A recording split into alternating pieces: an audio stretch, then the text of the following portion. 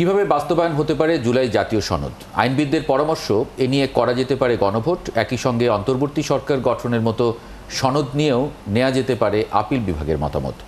অধ্যাদেশ জারিরও প্রস্তাব এসেছে। ঐকমত্য কমিশনের কাছে এমনই অভিমত দিয়েছেন বিশেষজ্ঞরা। ফরহাদ ইবনে মালিকের প্রতিবেদন। 5 মিনিট সময় আছে, অনুগ্রহ করে এই 5 মিনিট। দুই পর্যায়ে জুলাই জাতীয় সনদ বাস্তবায়নে ঐকমত্য কমিশনের 67 দিনের আলোচনায় গুরুত্বপূর্ণ কয়েকটি বিষয়ে নোট অফ ডিসেন্ট দিয়েছে রাজনৈতিক দলগুলো। ঝুলে আছে এর বাস্তবায়ন পদ্ধতি এবং আইনি ভিত্তির বিষয়টিও।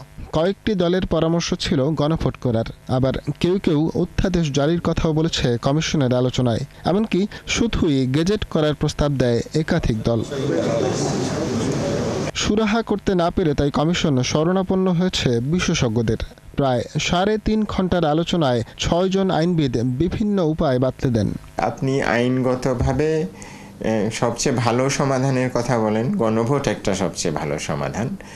এই কারণে যে যদি দেশের বিপুল সংখ্যক জনগণ এটাকে অ্যাপ্রুভ করে, তখন এটা যদি হাইকোর্টে বা সুপ্রিম কোর্টে কোনো কারণে চ্যালেঞ্জও করা হয়, তখন বলা যাবে যে হাইকোর্টের 2 জন বিচারকের একটা বেঞ্চ বা অ্যাপিল বিভাগের 5 জন বিচারকের একটা বেঞ্চ কোটি কোটি জনগণের আকাঙ্ক্ষাকে অসাংবিধানিক বলে ঘোষণা করতে পারেন। তবে গণভোটের মাধ্যমে নির্বাচনের আগে সনদের বাস্তবায়ন নিয়ে জটিলতা দেখা দেওয়ার আশঙ্কাও করেন তিনি। গণভোটের যে আপনার সমস্যার কথাও আলাপে এসছে, যে এটা তো একটা বড় চ্যালেঞ্জ হবে। এই সময়ে আমরা ফেব্রুয়ারিতে নির্বাচনের কথা চিন্তা করছি, তার আগে এই গণভোট করা।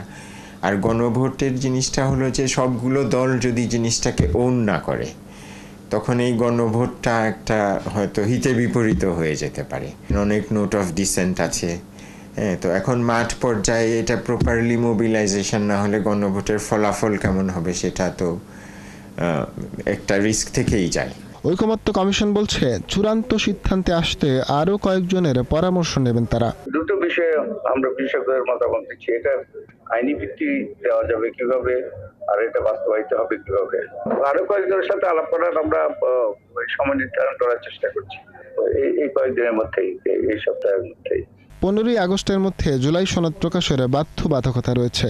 এই দিনে মেয়াদ শেষ হবে জাতীয় ঐকমত্য কমিশনের। এই নিষ্পত্তির জায়গায় যাব। ফরহাদ ইবনে মালিক, 71, ঢাকা।